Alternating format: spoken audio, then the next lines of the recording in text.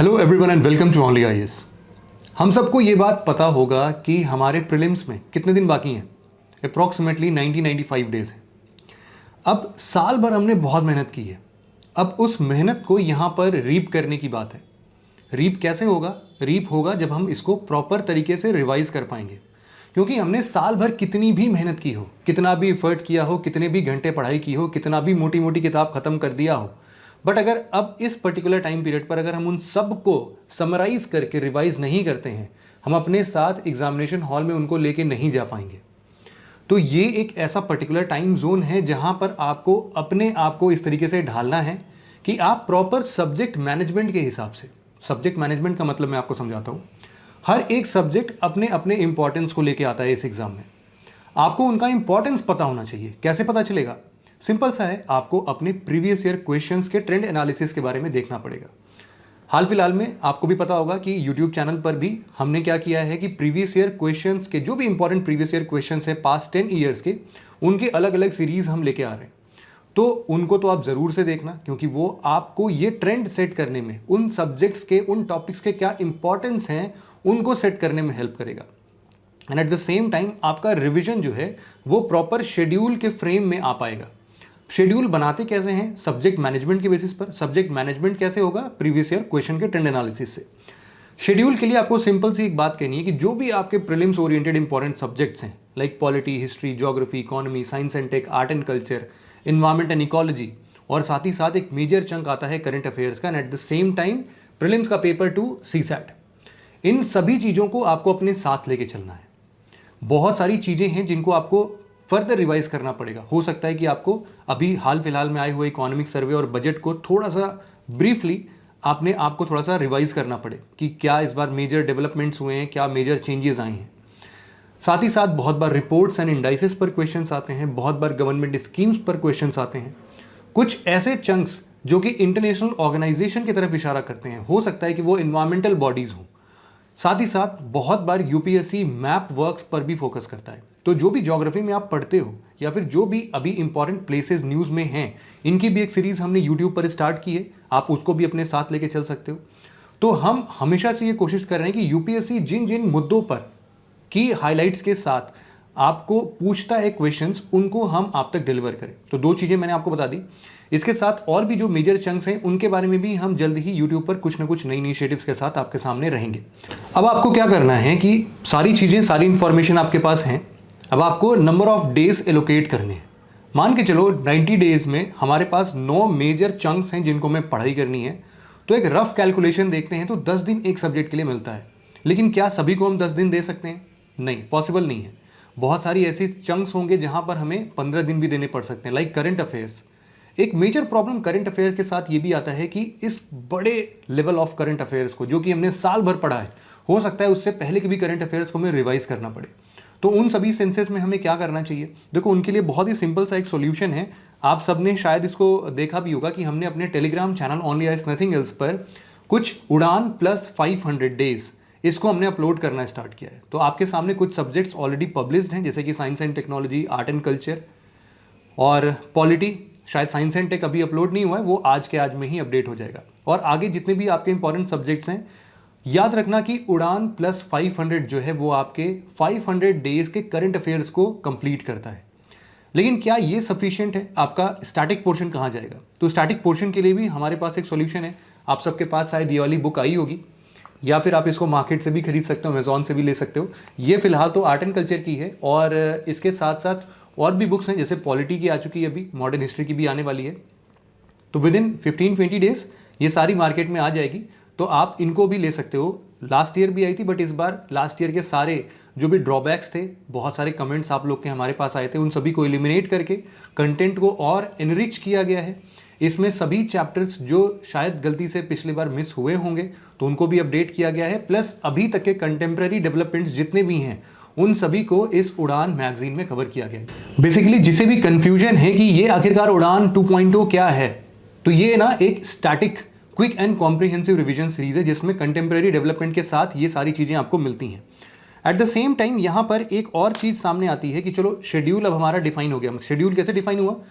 जिन subjects को ज़्यादा time देना है उनको आप 10 से 15 दिन के बीच में दे सकते हो। कुछ छोटे सब्जेक्ट्स होते हैं, like this, art and culture, ये आर्ट एंड कल्चर की किताब कितने पेजेस की होगी? ये है अप्रॉक्सीमेटली 40-50 पेजेस की किताब है, ये 70 पेजेस की किताब है। चलो 70 पेजेस में हो सकता है 4-5 पेज इंडेक्स और ये सब मिला के हार्डली 60 पेजेस की ये बुक है।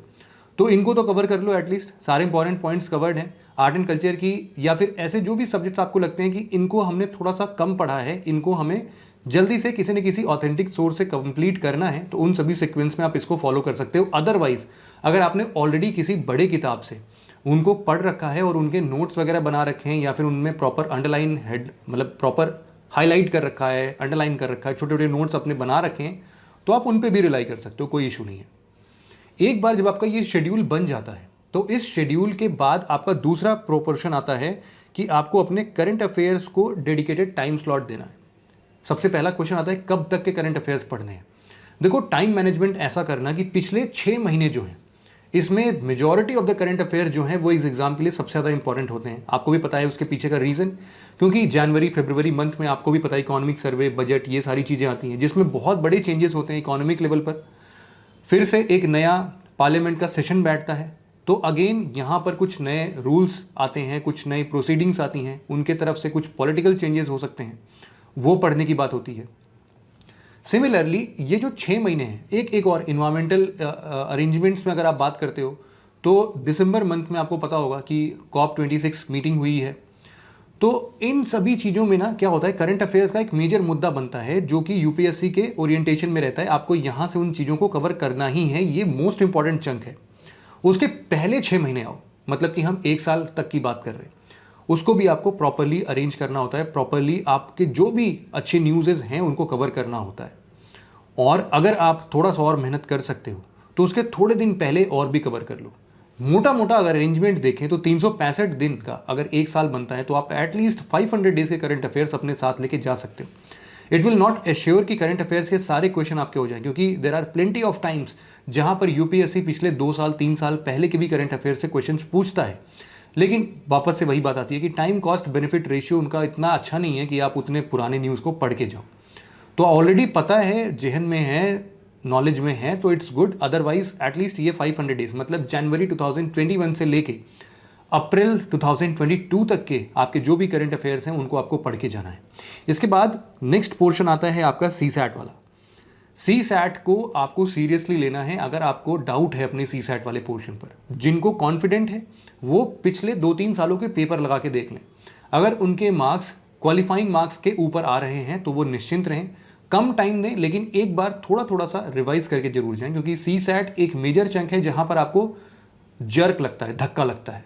ठीक है कि सारा चीज पूरे साल भर जिसके लिए मेहनत किया वो तो क्लियर हो गया, लेकिन CSAT शायद अगर 2-3 दिन पढ़ लेता तो भी CSAT क्लियर हो जाता। ये एक मेजर चंक है जो कि छूट रहा है। बहुत सारे स्टूडेंट्स इसकी वजह से भी पहला स्टेज इस एग्जाम का क्लियर नहीं कर पा रहे हैं, तो आपको स्पेशल एम्फेसाइज करना है उस चीज़ पर भी। इसके बाद आपका एक मेजर पोर्शन आता है कि जब आपका रिवीजन चल रहा होगा उसी के साथ साथ आपको अपने टेस्ट को भी ध्यान में रखना है।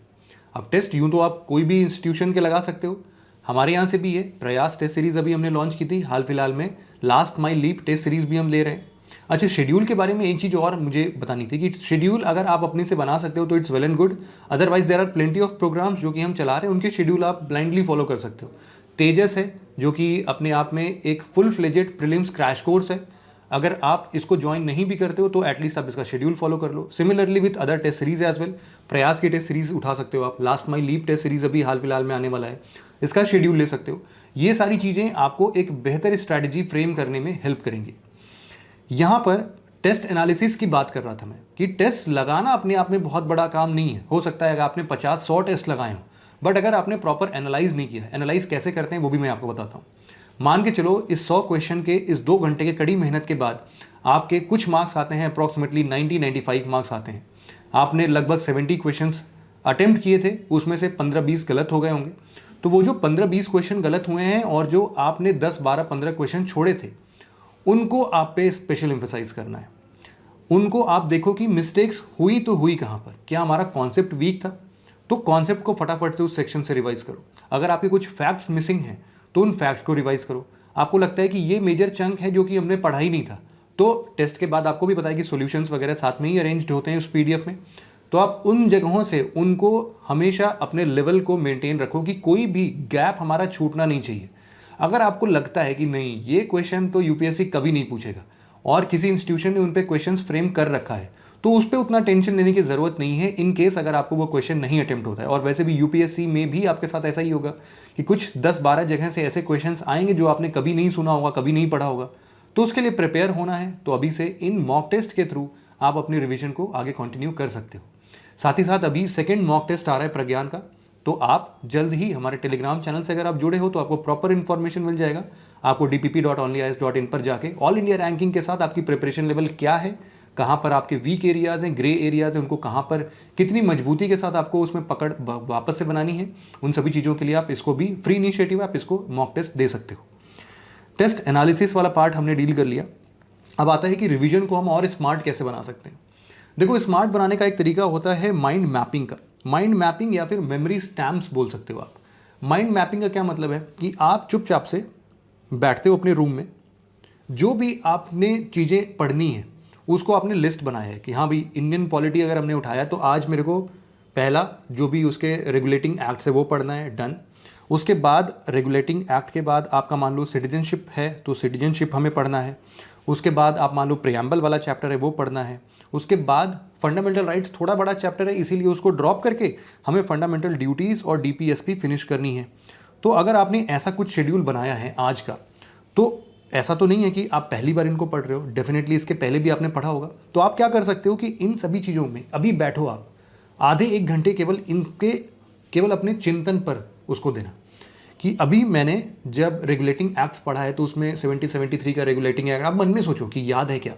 उसके बाद सिटीजनशिप में आते हो तो टाइप्स ऑफ सिटीजनशिप कितनी है, कितने ऐसे सिचुएशंस हैं जहाँ पर आपकी सिटीजनशिप डिस्कार्ड की जा सकती है। इसके बाद जब आप प्रियम्बल में आते हो तो प्रियम्बल में जितने भी की टर्म्स है, सोवेरेनिटी है, डेमोक्रेसी है, इन सब का वर्ड का मीनिंग आपको सच में पता है क्या। कुछ नए अमेंडमेंट्स के थ्रू इनमें कुछ वर्ड्स इंसर्ट किए गए थे वो याद आ रहा है क्या। फंडामेंटल ड्यूटीज़ के मेजर प्रिंसिपल्स कौन कौन से हैं। डीपीएसपी की जब बात करते हो तो किन 3 ब्रॉड कैटेगरीज में इसको डिफाइन किया गया है, तो गांधीयन वाले प्रिंसिपल्स में कौन कौन सी आती है, आपको दूसरे चंक्स में कौन कौन से मिलते हैं। तो मोटा मोटा याद है क्या। अगर याद है तो कॉन्फिडेंट फील करो और इनको तो फिर आप 2 घंटे में ही रिवाइज कर सकते हो। इतनी सारी चीज़ें आपको ऑलरेडी सब कुछ पता है। इससे बेहतर है कि आप इन्हीं टॉपिक्स पर जो भी सेक्शनल टेस्ट होते होंगे आप उन सेक्शनल टेस्ट को अटेम्प्ट कर लो, ठीक है। और वहाँ पर पकड़ में आ जाएगी कि हाँ अब कौन सा सेक्शन वीक है हमारा, तो ये कर सकते हो आप। एट द सेम टाइम आप निमोनिक्स का यूज़ कर सकते हो और मेमोरी स्टैम्प्स का यूज़ कर सकते हो। मेमोरी स्टैम्प्स क्या है, प्रीलिम्स एग्जामिनेशन में there are plenty of facts जो कि हमें याद रखने होते हैं। तो इन सबको कैसे अरेंज करना पड़ेगा, तो आप क्या कर सकते हो, एक पर्टिकुलर स्टैम्प बना लो। स्टैम्प मतलब टाइम स्टैम्प। मान लो हमने 1905 का ले लिया बंगाल पार्टीशन का। अब उसी टाइम पर रिलेट करके चलो कि भाई उस टाइम पर एक्सट्रीमिस्ट धीरे धीरे क्यों ओरिजिनेट हो रहे थे, मॉडरेट्स का पतन क्यों हो रहा था, 1907 में सूरत स्प्लिट होगा तो उस केस में क्या देखने को मिलेगा, उस टाइम पर गवर्नर जनरल कौन थे, उनके कौन कौन से रिफॉर्म्स थे। तो आप हर एक चीज़ को एक पर्टिकुलर टाइम स्टैम्प के साथ जब ऐड करोगे तो आपको समझ में आ जाएगा। सिमिलरली इसी तरीके से आपको सारे पीजेंट मूवमेंट, जो भी सोशल रिलीजियस रिफॉर्म मूवमेंट्स हैं, जो भी मेजर न्यूज़पेपर्स या फिर किसी भी बड़े ऑर्गेनाइजेशन की बात की है, उनका क्या कंट्रीब्यूशन रहा है, उन सभी मेजर पर्सनालिटीज़ को हिस्ट्री के पॉइंट ऑफ व्यू से आप पढ़ सकते हो। दूसरे सब्जेक्ट्स में भी आप सिमिलर अप्रोच लगा के निमोनिक्स जैसे आपके मैप वर्क में भी याद आएंगे कि ब्लैक सी के चारों तरफ कौन कौन सी कंट्रीज़ हैं। अभी यूक्रेन रशिया का काफ़ी क्राइसिस देखने को मिल रहा है, तो इन सिचुएशन में यूक्रेन के बॉर्डरिंग कंट्रीज़ कौन कौन से हैं उन पर एक बार जोर लगा लेना, देख लेना यूक्रेन में मेजर कौन कौन से स्टेट्स हैं जिन पे रशिया ने अभी, जैसे कीव है या फिर जो भी हैं, आप अलग अलग सेक्शंस में आप देख सकते हो कि उनका लोकेशन कहाँ पर है। थोड़ा सा उनको इंडिया से रिलेट करके देखना कि हाँ भाई लॉन्गिट्यूडनल या फिर जो भी एक लेंथ में अपनी कौन सी सिटी उसी सेम लॉन्गिट्यूड पे पड़ रही होगी। तो ऐसे ऐसे करके आप बहुत सारी चीज़ों को ना आप केवल सोच के निमोनिक्स के थ्रू इन चीज़ों को रिलेट कर सकते हो, ठीक है। साथ ही साथ आपको पता होगा कि national park, wild life sanctuary और या फिर बायोस्फीयर रिजर्व, जब इन्वायरमेंट वाले सेक्शंस में क्वेश्चंस आते हैं इनसे, तो इनकी भी एक सीरीज़ हमने ऑलरेडी स्टार्ट कर रखी है अपने यूट्यूब चैनल पे, आप उनको भी रिलीजियसली फॉलो कर सकते हो। सारी चीज़ें आपकी वहाँ से कवर हो जाएंगी। इसके बाद फाइनली एक स्टेप आता है जहाँ पर आपको अपना बिलीफ नहीं खोना है। आपको ये स्टेज नहीं अचीव करनी है कि इस साल तो शायद मेरे से ना हो पाए, हो सकता है 2023 के लिए सीरियस अटेम्प्ट देते हैं, 2022 या फिर 2022 is not my cup of T, वो नहीं करना है। साल भर मेहनत की है आपने, इसमें कॉन्फिडेंस इस पर्टिकुलर टाइम पर लूज़ नहीं करना है। तो आप सभी के अंदर पूरा जोश के साथ अपने रिवीजन को प्रॉपर शेड्यूल करो और उसी के अकॉर्डिंग आप अपने प्रिपरेशन को आगे कंटिन्यू रखो। आपके और भी कोई डाउट्स आते हैं ना, तो आप नीचे कमेंट सेक्शन में हमें ज़रूर से लिख के बताना। हम अगली वीडियो में उन डाउट्स को भी क्लियर करने की पूरी कोशिश करेंगे। तब तक के लिए all the best. Thank you very much for listening it very patiently friends. Have a nice day.